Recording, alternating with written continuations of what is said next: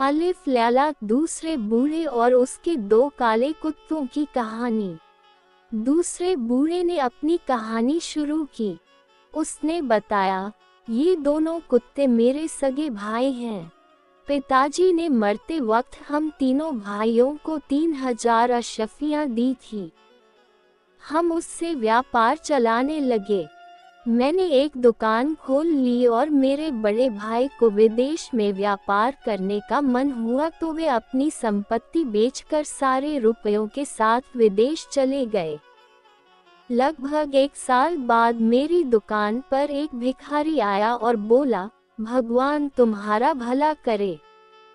मैंने उसे बिना देखे कहा, भगवान तुम्हारा भी भला करे। इतने में भिखारी पूछा, क्या तुमने मुझे पहचाना? मैं उसकी ओर पलटा और उसे देखते ही रोने लगा। मैंने कहा, भैया तुम्हारी ये दशा कैसे हुई? उन्होंने मुझे सारी विपदा सुनाई। मैं मौन रहा, दुकान बंद की और भैया को लेकर घर आ गया। घर पहुंचकर मैंने भैया को नहलाया, अच्छे कपड़े दिए और पेट भर खाना खिलाया। भैया की मदद के लिए मैंने अपनी तिजोरी खोली, उसमें 6000 रुपये थे। मैंने सोचा इसमें से आधे भैया को देता हूँ और आधे अपने पास रख लेता हूँ।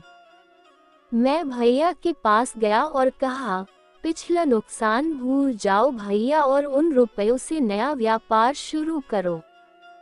भैया ने रुपये ले लिए और मेरा धन्यवाद किया।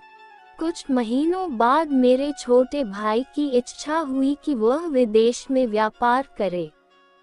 मैंने उसे मना किया लेकिन उसने मेरी एक न सुनी। गांव का सारा माल बेचकर उसने रुपये जमा किए और विदेश चला गया। कुछ सालों बाद वह भी बड़े भैया की तरह फकीर बनकर लौटा। वह मेरे पास आकर रोने लगा। मैंने बड़े भाई की तरह उसकी भी मदद की। उसने नगर में ही व्यापार शुरू किया और हम सब वापस हंसी खुशी रहने लगे। धीरे धीरे कई साल बीत गए। फिर एक रोज मेरे दोनों भाइयों ने कहा, हम सभी को विदेश जाकर व्यापार करना चाहिए।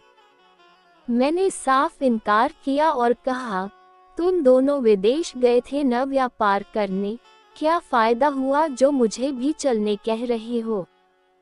दोनों भाई जिद पर अड़ गए और कहने लगे कि शायद इस बार तुम्हारे भाग्य से हमारा व्यापार चल पड़े, इसलिए हमारी भलाई के लिए चले चलो।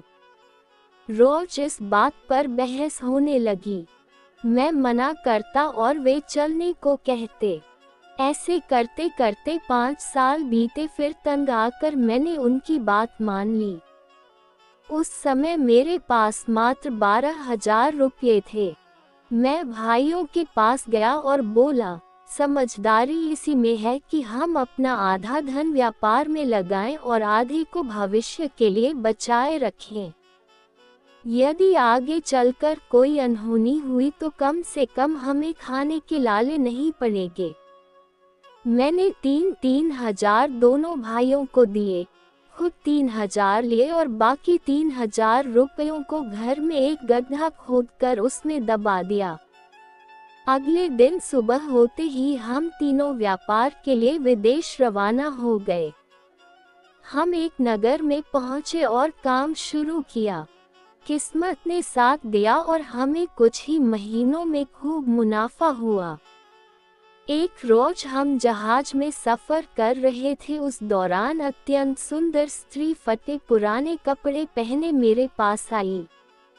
उसने जमीन पर गिरकर मुझे सलाम किया और मेरे सामने विवाह का प्रस्ताव रखा।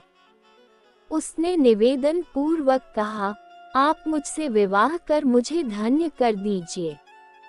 मैंने साफ इनकार किया लेकिन वह लगातार मिन्नतें करती रही। मुझे उस पर दया आ गई और मैंने उसका प्रस्ताव स्वीकार कर लिया। धीरे धीरे मुझे एहसास हुआ कि वह केवल सुंदर ही नहीं बल्कि अत्यंत बुद्धिमती भी है, जिस कारण मैं उससे प्रेम करने लगा। मुझे देखकर मेरे भाइयों को मुझसे ईर्ष्या होने लगी। वे मेरी जान के दुश्मन हो गए।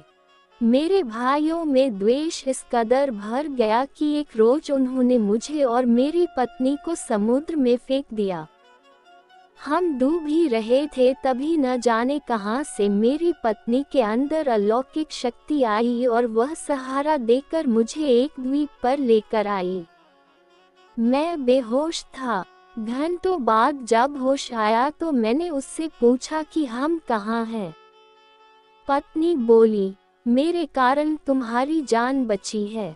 मैं वास्तव में परी हूँ। तुम्हारे तेज और यौवन को देखकर मैं तुम पर मोहित हो गई थी और तुमसे विवाह करने का फैसला किया।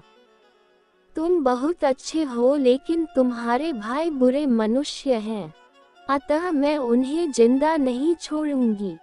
मैं उसकी सारी बातें सुनता रहा और जान बचाने के लिए उसका आग्रह किया। मैंने कहा, प्रिय, तुम्हारा बहुत बहुत उपकार, लेकिन एक विनती करना चाहता हूँ। मेरे भाइयों को जान से मत मारो। मैं उसे बार बार समझाता रहा, लेकिन उसका क्रोध बढ़ता गया। उसने झटके से मुझे उठाया और मेरे घर पर छत पर उतारकर कहीं गायब हो गई। मैं मकान के भीतर गया और गड्ढे में दबे रुपये निकाले। इन रुपयों से मैंने अपने लिए कुछ व्यापार शुरू करने और गुजर बसर करने की ठानी। रुपये लेकर जैसे ही मैं दुकान के पास आया तो मैंने देखा कि वहाँ 2 काले कुत्ते बैठे हैं। मुझे देखते ही वे मेरे पास आए और मेरे पाँव में सिर रखकर लौटने लगे। मैं ये सब समझ पाता इससे पहले ही परी मेरे सामने दोबारा प्रकट हुई और बोली, इन कुत्तों को देखकर घबराना मत, ये तुम्हारे भाई हैं। उसके शब्द सुनते ही मैं स्तब्ध रह गया और पूछा, ऐसा कैसे हुआ? वह बोली, मेरे बहन ने इन्हें ये रूप दिया है। तुम्हारे भाई आने वाले 10 सालों तक ऐसे ही रहेंगे। इतना कहते ही परी अंतर्ध्यान हो गई। किसी तरह 10 साल बीत गए हैं, इसलिए मैं इन दोनों को लेकर जंगल की ओर आया हूँ। बुजुर्ग की कहानी खत्म हुई और बोला, हे दैत्यराज, अब बताइए ये कहानी विचित्र लगी या नहीं? दैत्य बोला, वास्तव में आपकी कहानी बड़ी अद्भुत है। अपने वादे अनुसार मैं व्यापारी के अपराध का 1/3 भाग माफ करता हूँ। इस पर तीसरा बूढ़ा बोला, दैत्यराज, मैं भी आपको अपनी आप बीती सुनाना चाहता हूँ, लेकिन मेरी भी यही शर्त है कि अगर कहानी अद्भुत हुई तो आई व्यापारी के अपराध का 1/3 अंश माफ कर देंगे। दैत्य ने बात स्वीकार ली। कहानी में आगे क्या हुआ? तीसरे बूढ़े ने कौन सी कहानी सुनाई? क्या व्यापारी का अपराध माफ हुआ? इन सवालों के जवाब जानने के लिए जरूर सुने कहानी का अगला अंश। अगर आपको कहानी अच्छी लगी है तो हमारे रोशनी रमाकांत यूट्यूब चैनल को सब्सक्राइब करना ना भूलें।